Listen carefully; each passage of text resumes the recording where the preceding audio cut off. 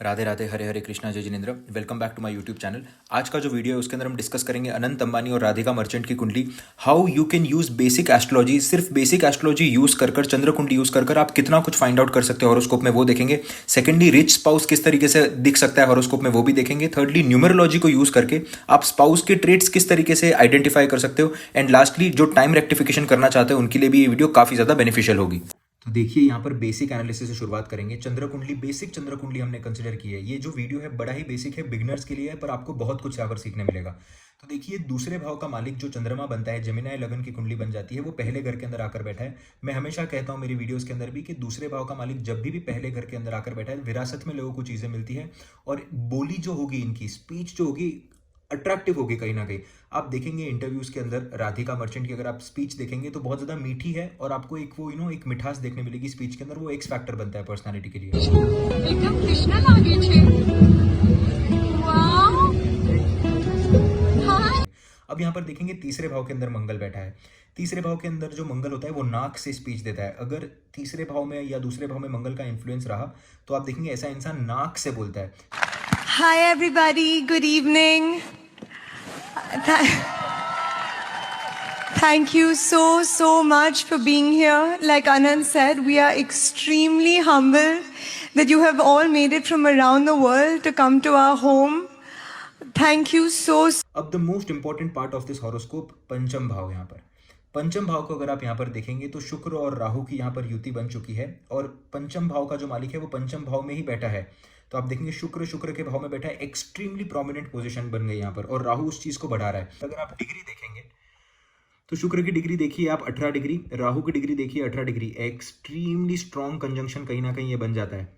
आप देख ही सकते हैं कि 18 डिग्री का प्लैनेट जो बैठा हुआ है, युवा अवस्था का प्लैनेट, वेरी यंग प्लैनेट, और इतने क्लोज कंजंक्शन में पंचम भाव। तो पंचम भाव जो होता है वो आपकी लव रिलेशनशिप का होता है। तो जिसके साथ भी लव रिलेशनशिप चलेगा वो एक्सट्रीमली रिच होगा, ये उस बात का प्रमाण देता है।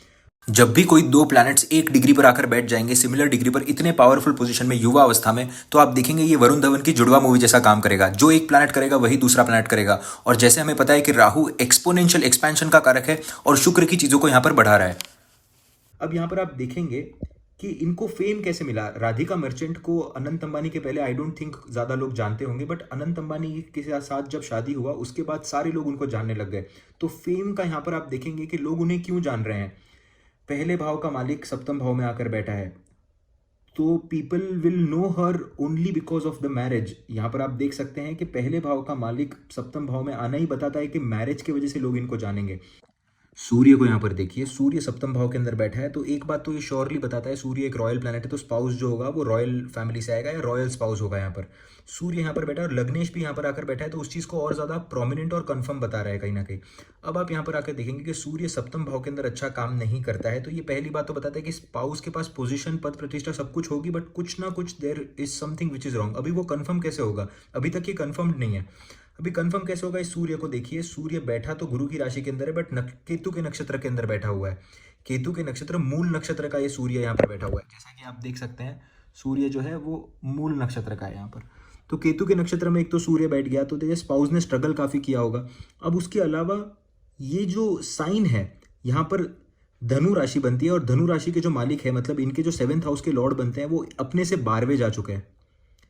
अपने से 12वें जाकर कहां पर बैठे हैं, स्कॉर्पियो में बैठे हैं। Again this shows that something is secretive about spouse which world doesn't know, क्योंकि स्कॉर्पियो जो राशि है वो सीक्रेट की राशि है, और स्कॉर्पियो के जो कोलॉर्ड बनते हैं वो फिर से केतु बनते हैं। तो आप देखेंगे कि सामने वाला जो होगा उसकी कुंडली के अंदर सूर्य और केतु का एक बहुत प्रबल योग आपको देखने मिलेगा। अब आपके साथ मैं एक बेसिक पर्सनल रिसर्च शेयर करता हूं, जो कि एक स्नैपशॉट प्रेडिक्शन के जैसे भी आप यूज कर सकते हैं। तो देखिए, सप्तम स्थान जो है इस कुंडली के अंदर, इसके मालिक बनते हैं बृहस्पति देव। बृहस्पति देव अपने से 12वें जाकर बैठ गए हैं मंगल की राशि में। तो इसका सीधा मतलब ये होता है कि अब इनके जो स्पाउस होंगे उनके कुंडली के अंदर लग्नेश के साथ मंगल का कोई ना कोई प्रबल संबंध होना चाहिए, या फिर लग्नेश ही मंगल होना चाहिए। इन दोनों में से एक ना एक आपको प्रोमिनेंट पॉइंट देखने मिलना चाहिए। तो ये जब हम अनंत अंबानी की कुंडली पर आएंगे तब वो डिस्कस करेंगे। तो आप ये पॉइंट को नोटिस कर लीजिए खाली कि सप्तम स्थान का जो मालिक है वो जाकर मंगल की राशि में बैठा है। ये क्लियर आपको बताता है कि स्पाउस जो होगा उसके अंदर मंगल के क्वालिटीज होंगे, या तो मंगल लग्नेश होगा, या फिर आप देखेंगे कि जो लग्नेश है वो मंगल के साथ कंजंक्शन में या फिर मेजर एस्पेक्ट में नक्षत्र में आपको जरूर देखने मिलेगा। एक और बड़ा ही इंटरेस्टिंग पॉइंट मैं आपके साथ शेयर करता हूँ।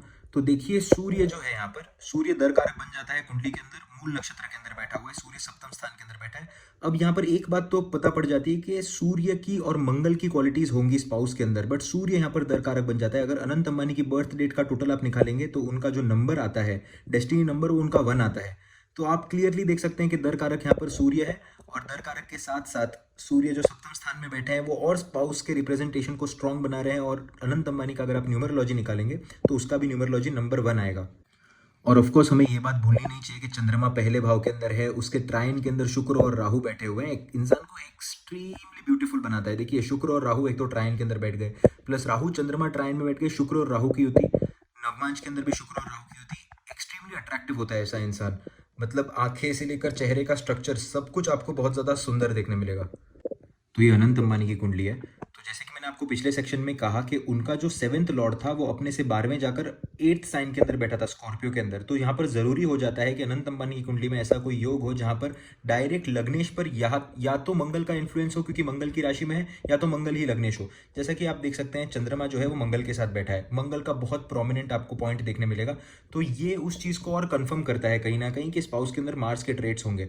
दूसरी बात हम यहाँ पर देखते हैं कि सूर्य यहाँ पर आत्मकारक का बन गए, हाईएस्ट डिग्री के प्लैनेट इनके कुंडली के अंदर सूर्य है, और राधिका मर्चेंट के कुंडली के अंदर लोएस्ट डिग्री ऑफ प्लैनेट जो थे दर कारक वो सूर्य थे। ये जो कॉम्बिनेशन है ये शादी को बहुत ज्यादा बैलेंस्ड बनाता है कहीं ना कहीं, क्योंकि आपकी जो खामियां हैं वो इनकी खूबियां हो जाएंगी और इनकी जो खूबियां हैं वो आपकी खामियां। उसी तरीके से लोएस्ट डिग्री और हाईएस्ट डिग्री प्लैनेट यहाँ पर सेम हो गया, तो ब्यूटीफुल कॉम्बिनेशन बन जाता है कहीं ना कहीं। उसके अलावा आप देखेंगे राहु, यहाँ पर राहु कुंडली के अंदर इनके दर कारक बन गए हैं। तो आप देखेंगे कि the most important thing in the chart of the spouses horoscope would be Rahu. आप देख ही सकते हैं कि अगर हम राधिका मर्चेंट की कुंडली की बात करें तो राहु बहुत प्रोमिनेंट पंचम भाव के अंदर बैठा है, शुक्र के साथ ही बैठा हुआ है। तो पूरे कुंडली के अंदर ही शुक्र राहु था उनके। तो ये थर्ड पॉइंट है जो उस चीज को कंफर्म करके बताता है। एक और पॉइंट है जो प्रोमिनेंटली हमें नोटिस करना चाहिए, राधिका मर्चेंट की कुंडली के अंदर सप्तम भाव के अंदर सूर्य बैठे थे बहुत प्रोमिनेंटली। इसका मतलब ये है कि सूर्य की क्वालिटीज होंगी सामने वाले के अंदर, सूर्य आत्मकारक का बन गए, फर्स्ट पॉइंट। सेकंड पॉइंट आप देखेंगे बुध, जो कि राधिका मर्चेंट के लगन के मालिक बनते हैं, चंद्र लगन के मालिक बनते हैं, वो सूर्य के साथ आकर बैठे हुए हैं। And Mercury here is debilitated in his chart. आप देखेंगे जब शादी हुई है उनकी at this present point of time, again Mercury is debilitated. तो बुध यहाँ पर अभी भी नीच के बैठे हैं, तभी आप शादी हुई। तो ये एक्टिवेशन उस तरीके से मैनिफेस्ट हुआ है। आप देखेंगे एक और बात कि राधिका मर्चेंट के कुंडली के अंदर शुक्र और शनि जो है एक दूसरे से पंचम नवम का योग बना रहे थे। आप यहाँ पर देखेंगे साथ में आकर बैठे हुए हैं, और यहाँ पर पॉइंट भी आप देख सकते हैं, भृगु बिंदु भी यहाँ पर ही आकर बना हुआ है। सो आप देखेंगे योग जो है ओवरऑल तरीके से वो बहुत ज्यादा कंपैटिबिलिटी को बताता है कहीं ना कहीं चार्ट्स के अंदर, कि ये शादी ऐसा स्पाउस होगा। मैं कंपैटिबिलिटी से मेरा मतलब ये नहीं है कि कितनी अच्छी जमेगी, बट ऐसा ही ट्रेट होंगे आपके स्पाउस के। दूसरी बात यहाँ पर देखेंगे राहु जो है वो दर कारक बन जाते हैं अनंत अंबानी की कुंडली के अंदर। And the horoscope of Radhika Merchant is all about Rahu only, शुक्र और राहु की युति। जैसे आप देख सकते हैं पंचम भाव के अंदर चंद्रमा से भी वो पंचम नवम का योग है। तो आई होप आपको ये बेसिक एनालिसिस का वीडियो पसंद आया हो। आप सिर्फ चंद्र लगन से कितनी सारी चीजें कुंडली के अंदर फाइंड आउट कर सकते हो। उसके अंदर सिर्फ एक न्यूमरोलॉजी का टच और आत्मकारक दर कारक का टच, आपको अगर बेसिक्स भी आता है एस्ट्रोलॉजी का तो आप बहुत कुछ फाइंड आउट कर सकते हो हॉरोस्कोप के अंदर, जैसे मैंने आपको ये कुंडली के अंदर एक बेसिक एनालिसिस करके बताया है। सो आई होप आपको ये वीडियो पसंद आया हो। See you in the next video. Thank you for subscribing. Radhe Radhe, Hare Hare Krishna.